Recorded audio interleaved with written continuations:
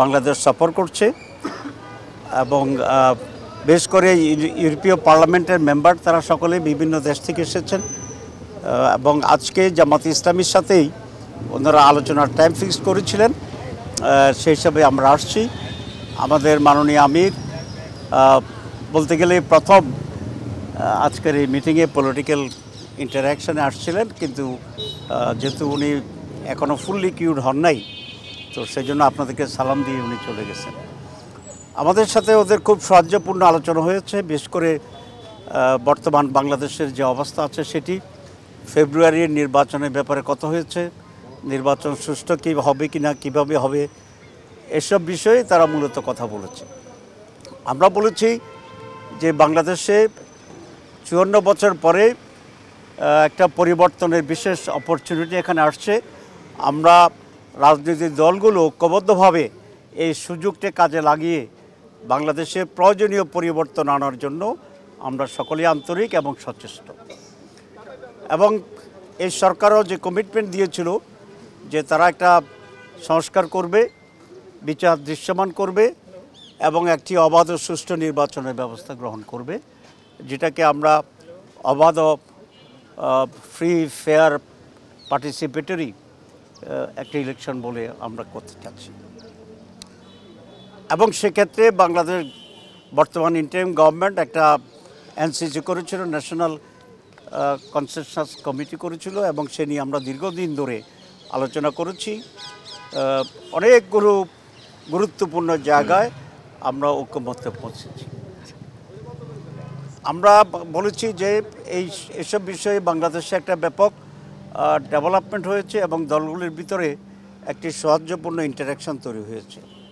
কিন্তু বিশেষ যে সমস্যাটি এখন কাজ করছে, যেটা তারা বলছিল হোয়াট ইজ দ্য প্রবলেম নাও, আমরা বলেছি সেটা হচ্ছে যে সমস্ত বিষয়ে আমরা ঐক্যমত্য হয়েছি রিফর্মস কমিটিতে for reformation of some issues in Bangladesh, সেটা কিভাবে বাস্তবায়ন হবে এটা নিয়ে কিছুটা মত পার্থক্য দেখা যাচ্ছে। আপনারা জানেন যে 31টা দল আমরা কমিশনে আলোচনা করেছিলাম, এর ভিতরে 26টি দল পিআরের পক্ষে ছিল, ইনক্লুডিং ইসলামপন্থী দল যারা আছে, রাইটিস্ট যারা আছে এবং অধিকাংশ লেফটিস্ট যারা আছে তারা সকলে। কিন্তু সেখানে একটু পার্থক্য ছিল এই যে কোনো দল আপার হাউজে পিআর চাইছে, আর কিছু দল আপার হাউস এবং লোয়ার হাউস দুইটাতেই পিআর চাচ্ছে। নায়াসিনামাইড ও স্যালিসাইলিক সমৃদ্ধ লিলি ফেস ওয়াশ, যা ফেসের ডেড স্কিন সেল দূর করে দেয় দ্বিগুণ ফাস্টার ব্রাইটেনিং। এর ভিতরে জামাত ইসলামী আমরা উভয় কক্ষেই পিআর সিস্টেম আমরা চাচ্ছি। তারা বলেছিল কেন চাও, আমরা দুটো গুরুত্বপূর্ণ পয়েন্ট বলেছি বিস্তারিত না গিয়ে। একটা হচ্ছে বাংলাদেশে আনফর্চুনেটলি 54 বছরে ট্রেডিশনাল পদ্ধতিতে নির্বাচন সুষ্ঠু হয়নি, আর বিগত 15 বছর 3টি নির্বাচনের কথা তো আর উল্লেখ করার কোনো প্রয়োজন নেই।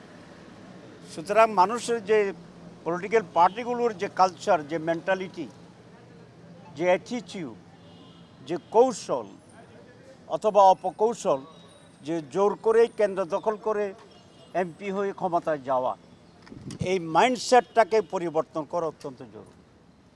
কারণ আমরা দেখছি এত অভিজ্ঞতার পরে, এত হত্যাকাণ্ডের পরে, এত রক্ত দেওয়ার পরেও আমাদের মাইন্ডে কোনো খুব বেশি চেঞ্জ হয়েছে আচরণে, এটা খুব লক্ষ্য করা যাচ্ছে না। এটার সবচেয়ে বড় প্রমাণ হচ্ছে তো ডাকসু নির্বাচন, জাকসু নির্বাচন। আপনারা দেখেন, মানে এত ফেয়ার ইলেকশন হয়েছে, তারপরে 4টা পর্যন্ত ইলেকশনে অংশগ্রহণ করেছে পুরাটাই, যখন দেখছে যে হেরে যাবে তখনই বলতেছে ইলেকশনে মানি না, এটা বয়কট করলাম। এবং ঢাকা বিশ্ববিদ্যালয়ের চতুর্দিকে হাজার হাজার লোককে জড়ো করা হয়েছিল। তো এটা তো বোঝা যায় যে ফেয়ার ইলেকশন তারা পছন্দ করছে না। জাকসু নির্বাচনের যে নাটক হয়েছে 48 ঘন্টারও বেশি সময় ধরে রেজাল্ট দেওয়ার ক্ষেত্রে তারা সেখানে গড়িমসি করেছিল। আমি নিজে ইনভলভ ছিলাম 2টা নির্বাচন, বাইরে থেকে অবজারভেশনে, সুপারভিশনে এবং সেইভাবে দেখার জন্য।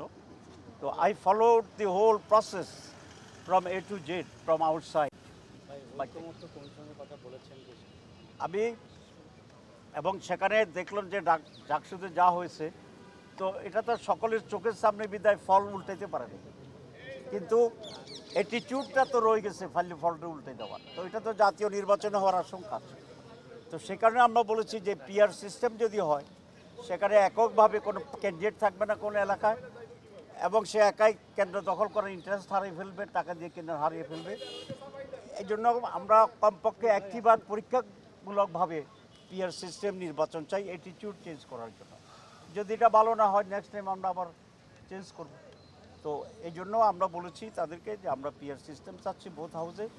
অধিকাংশ লোক পিআর সিস্টেম করছে। তারা বলেছে আমাদের দেশে তো অধিকাংশ দেশে পিআর, ইউরোপিয়ান ইউনিয়ন আপনারা জানেন, নর্ডিক কান্ট্রি সবগুলো পিআর সিস্টেম। তো তারা এটা সহজে বুঝছে এবং বলছে ইয়েস উই অ্যাপ্রিসিয়েট বাংলাদেশ